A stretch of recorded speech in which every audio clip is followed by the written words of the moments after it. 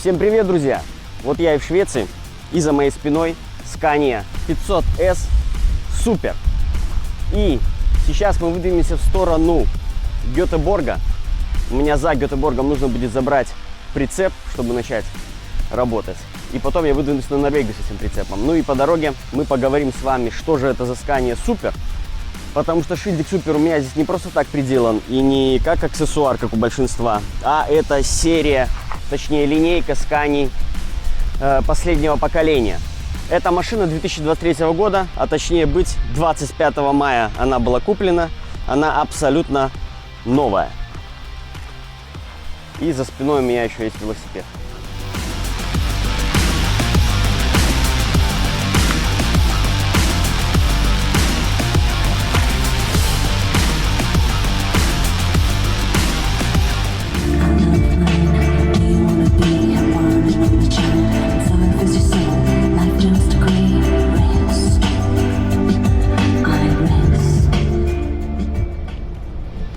Хорошие стоят колоночки здесь, в боковых дверях. И здесь еще стоит тоже колонка.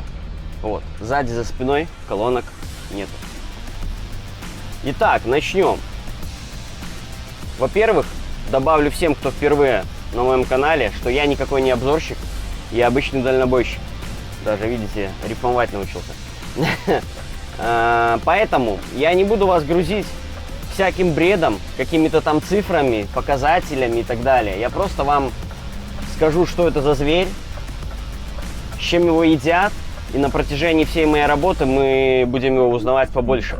На данный момент пробег у меня 122 километра, поэтому, как я и говорил, машина абсолютно новая. У нас Scania S-ка, кабина большая, ровный пол, 500 лошадиных сил. Новая серия Super начала выходить на рынок в 2022 году. И, как заявляет Scania, это абсолютно новый собранный мотор, рядная шестерка. И что здесь нового идет? Это, значит, мотор, коробка, уже переделанная, оптимизированная и так далее. И абсолютно новый мост, который устанавливается в этих Scania. И значит, ребята, я вам оставлю ссылочку в описании. Это очень интересный гид шведский. Ну, в любом браузере вы, то есть, ну, на телефонах у всех, я думаю, есть переводы. Вы можете перевести информацию, которая там будет даваться. Значит, на телефонах там идет подзагрузка, и вам нужно повернуть его в горизонтальном положении. На планшетах, компьютерах, там неважно, как вы там что включите, у вас все будет хорошо работать. И все, и вы пройдетесь полностью по всей менюшке, по этой Scania, то есть что там, зачем, почем, вся история и так далее. Вкратце скажу по поводу Super. Super это идет еще с 1960-х годов, когда была Scania Vabis, первая Scania, и тогда они выпустили инновационный там супер двигатель, там супер мощный, супер экономичный, ну, для тех времен. И поэтому у них появился шильдик Super, типа, самое супер в мире. Ну, оно так и осталось, на самом деле. Ну, лично мое мнение. Поэтому у меня неспроста коврик Scania Vabis. Босс заказал отдельно сразу ковер на всю машину. Родной большой коврик мы убрали, он очень пачкается. Я оставил себе только под ногами. И поэтому шильдик вернули только сейчас, когда разработали линейку этих новых моторов. До этого, где вы видели в машинах до 2022 года, Super просто шел как дополнительный аксессуар. Кстати, мы сейчас с вами находимся в городе Карлскрона. Здесь порт, в который я приплыл. И тоже так интересно нас будили. Я один был в каюте. Паромчик довольно-таки новый, Stena Line линия.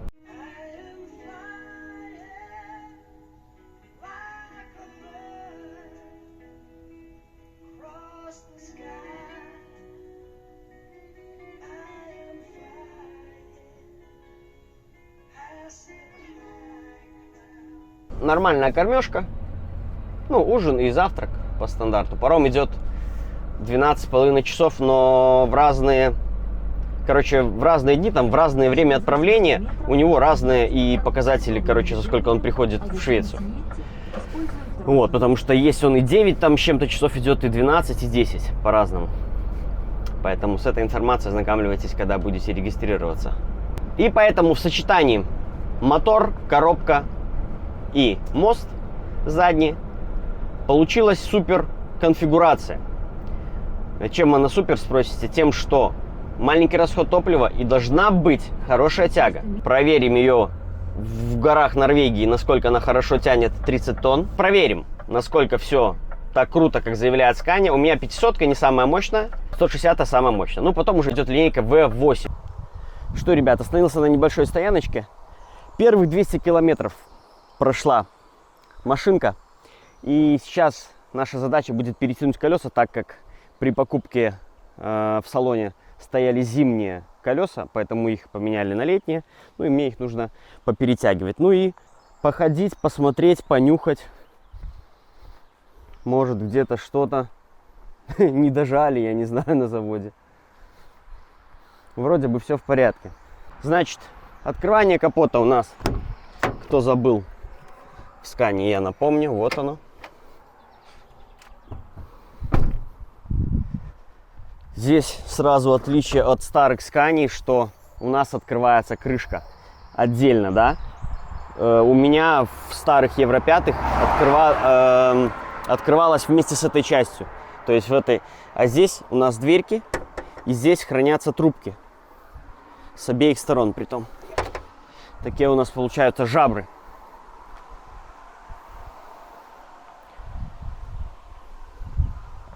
Ну, здесь у нас под капотом, пока мы залезли, ничего особенного. Антифриз, баллоны, пневмоподвески, в принципе, ну, кабины, они с обеих сторон, то есть на 4 подушках кабина стоит, пружин нету. Все, больше щупа уже в этих Сканиях нету. Есть только горловина заливания масла, щуп выходит у нас электронный. И, значит, я когда проверял машину, комплектацию ее, то сразу вопрос задал, а где же домкрат? Ну, я ж никогда не ездил на новых будках Scania. И очень мне понравилось решение Scania. Здесь сейчас не обращайте внимания, у меня загружен уже хлам. Я его потом немножко рассортирую. А пока нужно его нам достать. Выняв сумку, мы доберемся вот до такого отсека. Закручиваться 2 пластмассками. И прикол еще такой, что сейчас машина у меня в транспортном положении. И мне руками очень сложно достать до них. То есть Scania увеличилась почему-то в высоте. И если бы не пневмоподушки, мне пришлось бы с собой стульчик носить. Чтобы добраться до ящика, мне нужно опускать подушки.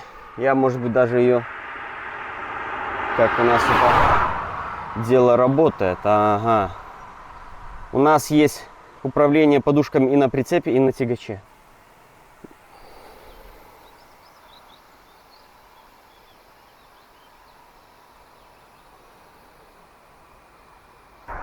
Ну вот, теперь совсем другое дело, и я могу достать до ящика. Рост мой 173. Ну, то есть, вроде бы не лилипут и не высокий, средний, да? И вот, видите, рука моя дотягивается тоже так.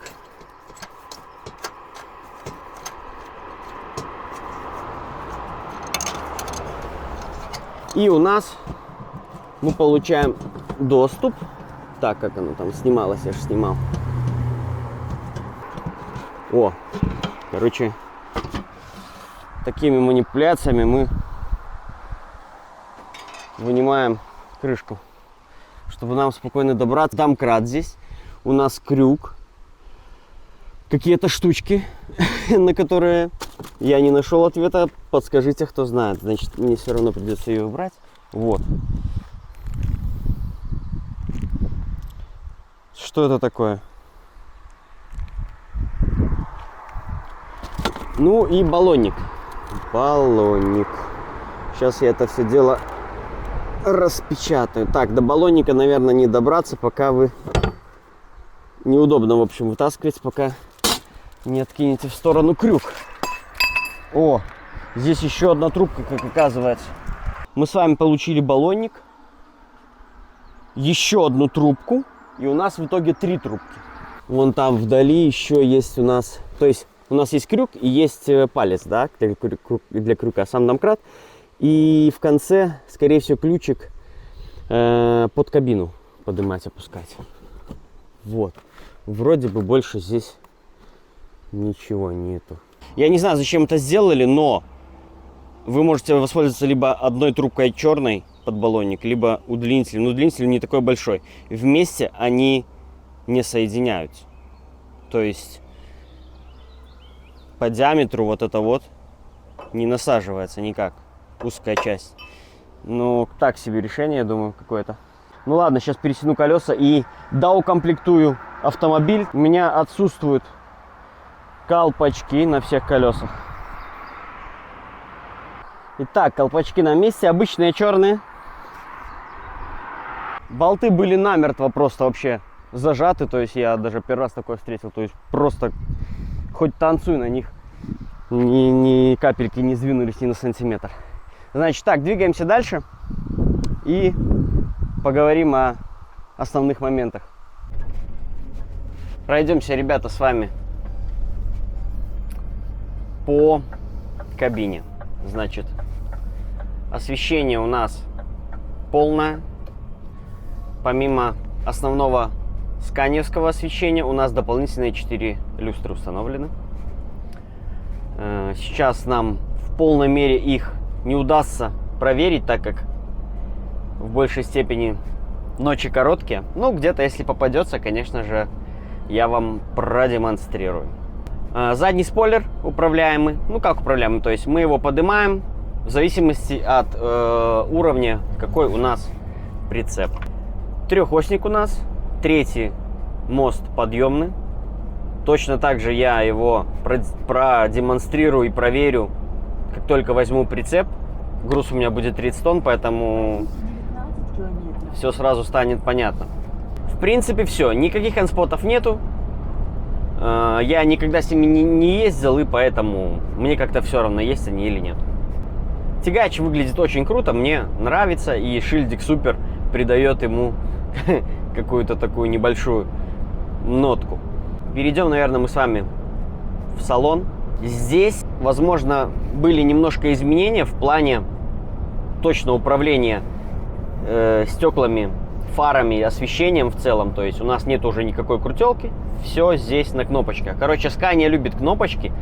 В целом, я так понял, шведы. Я просто вспоминаю Saab легковой, в котором тоже была куча кнопок. Теперь в Scania. Я тоже люблю огромное количество кнопок, поэтому для меня огромный плюс, что тут куча кнопок. Можно нажимать, сидеть целыми днями.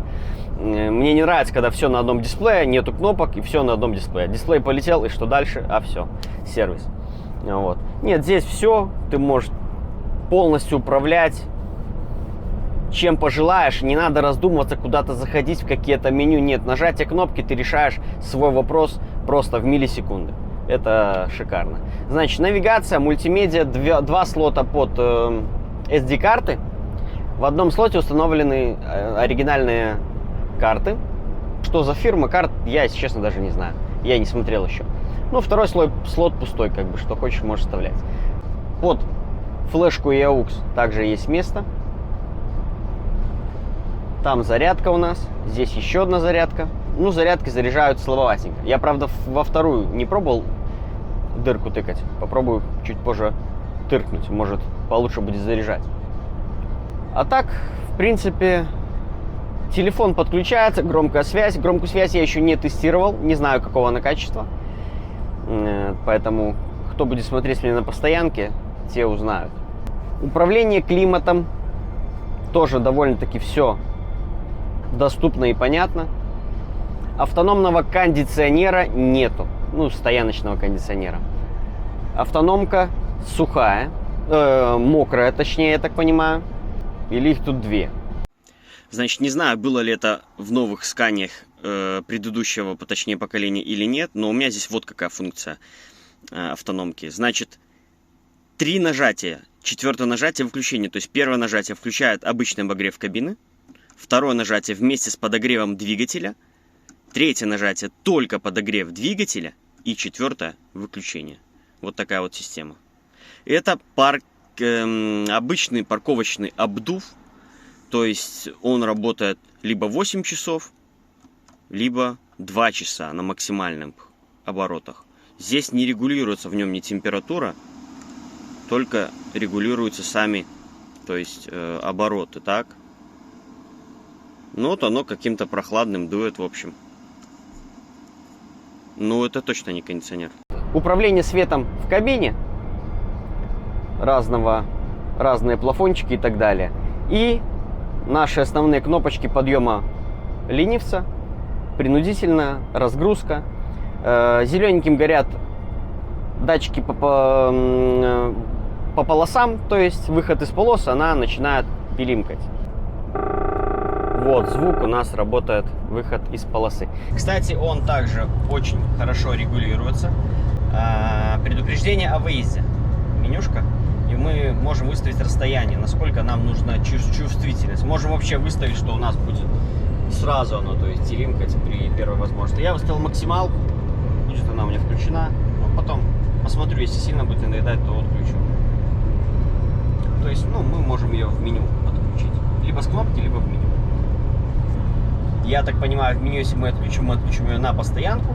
А если с кнопки отключаем, то мы отключаем ее в определенное время, когда нам нужно. Но потом после заводки машины она обратно включится. И датчик аварийного торможения. Помощь при подъеме в гору. ЕГЭ-1 это нам не нужно, это для дополнительного оборудования. Ну и также отключение курсовой устойчивости и блокировка. Так, все, здесь вроде бы с этим всем разобрались. Здесь у нас подъем ленивца на прицепе. И двоечка это у меня дополнительное мое освещение, мои фары. С обратной стороны у нас также по освещению верхний ряд, нижний ряд управления пневмоподвеской. Передняя, задняя, память. Ну и здесь, конечно же, блокировка дверей, окна, подъем автоматически также присутствует и подъем, и спуск. Зеркала, управление всеми зеркалами. Все зеркала регулируются, как и боковые, так и слепых зон. Очень даже удобно. Подогрев зеркал. Подогрев зеркал, кстати, есть функция автоматического их включения, но я ее отключил на механическую. Ну и все, по свету, понятное дело, противотуманки, средние противотуманки, верхние противотуманки, нижние противотуманки, корректор у нас также имеется, корректор ближнего света. Ну и все, и режим управления. Габариты, постоянный ближний и автоматический режим. Я еду в автоматическом режиме. Итак, ребята, руль. Руль это отдельный вообще рассказ. Руль очень мне нравится. Очень он классно выполнен. Как в таком спортивном автомобиле. Скос есть. Выпуклости небольшие, которые очень тоже удобные. Ну, вообще очень классного качества. Значит, все в кнопочках. Опять-таки. И у нас управление нашим меню центральным. Также на руле кнопка вот эта вот шестеренка такая, да? Не шестеренка, как правильно назвать. Это у нас управление режимами на дисплее. При нажатии у нас мы выбираем режим эко, стандартный и мощный режим. Режим мощности. То есть где-то по горам я сейчас использую эко-режим. Где-то в горах на подъем буду пробовать использовать мощный режим. Может быть, изменится как-то управление коробкой. Может, быстрее будет переключать. Передачи будет отскакивать получше. Ну, в общем, протестирую я его обязательно. Значит, здесь у нас управление круизом. Также дистанцией. Ну и спуск с горы, торможение, сколько нам нужно. То есть базовые функции. Так? Выставляем дистанцию до впереди идущего автомобиля. За сколько нам будет она подтормаживать. Ну и также выставляем скорость, на какой скорости у нас с горы она будет у нас тормозить автоматически. Ну и здесь у нас управление мультимедией. Голосовое управление навигацией. Только навигацией, музыкой здесь управлять нельзя. Ну, либо я что-то неправильно понял. Выключение звука, звук. Ну, в общем, все. Меню по мультимедии. Я думаю, вдаваться в подробности не нужно. Что у нас осталось? У нас остался селектор переключения передач. Стандартный сканевский. У нас здесь ретардер со вспомогательным моторным тормозом работают в паре. Они у меня в автоматических режимах. Это также идут условия новой коробки, что за счет этого все будет работать супер-пупер. Торможение, экономия, короче. Вот. Выезжаешь за полосу и тыр-тыр-тыр. Все. Сбоку у нас мануал автомат включения. Ну и в нижнее положение видите черточки, сколько у нас положений, усиление ретардера. Также переключение в ручном режиме передач. Ну и крутелка большая, естественно, сами передачи мы переключаем. С другой стороны у нас дальний, ближний свет, поворотники, режимы переключения дворников и интенсивность их работы. И омыватель на боковом рычажке. Главная фишка Scania — это ее спальное место. Что по поводу спальника? Спальника мы отодвигаем сидухи, если кто на Scania никогда не ездил или не видел ни обзоров, ничего. И за эту ручку мы тянем просто на себя. Оп. И, в общем, дальше сюда к нам выдвигается и становится огромным спальником. В сложном состоянии получается 80 сантиметров. Так, ну это цифры, которые пишут. Мне кажется, больше выходит. Ну, в средней части, да, по краям считается, я так понимаю, от краев. Вот в краях у нас выходит метр. И холодильник. Ё-моё, холодильник в нескольких позах вылазит. У меня уже он заложен всем. Работает в 3 режимах. В морозе, в среднем режиме и в таком, в прохладном, короче, как-то так. Время пишет 28 часов, типа 28 часов он может работать без зарядки, я так понимаю, аккумулятор. И огромная тоже секция, здесь барахло всякое, которое не требует холодильника. Можно закидывать. Вентиляция водительского и подогрев также присутствует. Руль, вот вид сверху. Очень козырный, конечно. Слов нет. Собственно, вот вам вид полностью сверху. За счет ровного пола места много. Здесь у нас тоже ящички. Один меньше, другой побольше. Подстаканник раз, два, три. Здесь столик выдвижной.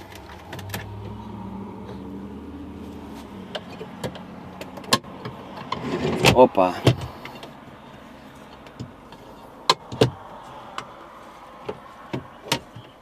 Так. Вот у нас получается столик.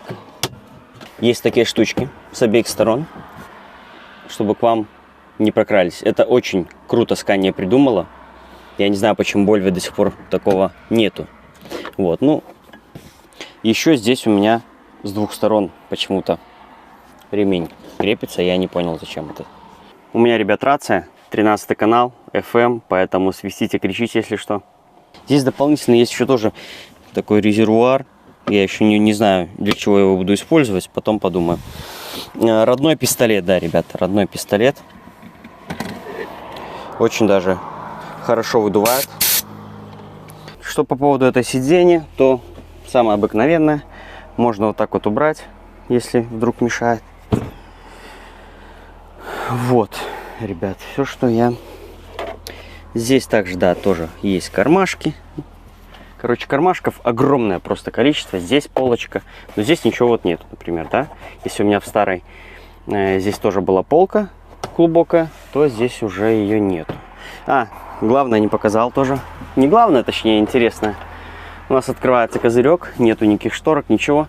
И есть еще вот так вот дополнение такое. То есть и на пассажирской, и на водительской. Хочу с вами поделиться ходовыми качествами. За счет пневмоподвески машина идет крайне мягко. С учетом того, что я еду на одной только голове, у меня поднятый ленивец. Любая ямка, кочка, я вообще практически ее не ощущаю. Те, кто ездил на трехоснике на голове рессорной, на Volvo или на Scania, понимают, о чем я говорю. Что просто если ты попадаешь в ямку на трехоснике с поднятым ленивцем, то это ощущается очень сильно. Даже на пневме я ездил на Вольве с поднятым ленивцем на голове. Но тоже все равно не так она отрабатывала, как именно здесь. Просто здесь вообще ничего не могу сказать плохого. Идеально. Просто идеально. Ну и вот, конечно же, фишка нового мотора, новой коробки, нового моста. Это 1150 оборотов при скорости 85 км в час. Расход топлива на голове в реальном времени. То есть проехал я 300... Машина в целом проехала 343 километра. И расход сейчас 16,7 на пустой. Просто ради интереса, вот как с новой машины буду следить, как он начнет расти. И сколько же, интересно, тоже она будет ездить с 30-кой по горам. Руль очень мягкий в плане рулежки. Управление очень точное. Короче, Scania есть Scania. Ребят, на секундочку вам скажу, что стоимость такого тягача 140 тысяч евро на данный момент. Поэтому за 140 тысяч евро она должна управляться идеальнейше просто. Вот такое вышло небольшое видео обзора моего нового тягача.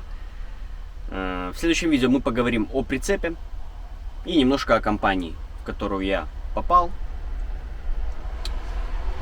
Собственно, я уже рассказывал, как я туда попал. Ну, что-то еще расскажу, в общем. И развею несколько мифов касательно документов. Вот, все, ваши вопросы жду, лайки также. И увидимся в следующем видео. Всем пока. Режим, про который Scania и разговаривала, да, во всех своих интервью и так далее. Режим ОД, это новый режим, который сейчас идет в этих Scania Super. То есть, видите, да, мы идем 85 км в час при, сколько у нас, 900, при 900 оборотах. То есть, у меня было 1150, я вам показывал. И сейчас включился режим ОД, то есть, как правильно его назвать, я в данный момент вам не вспомню. Ну вот, про брошюрку, которую я вам говорил, там про это все будет очень четко написано. Короче, супер-пупер экономия. На ровных участках дороги этот режим включается. То есть, как отбор мощности, и она идет в таком себе режимчике. Все, тут пошла горочка у меня. Ну, как горочка? Небольшой такой, да, спуск. То она выключила на нейтралку. Короче, умнейшая коробка.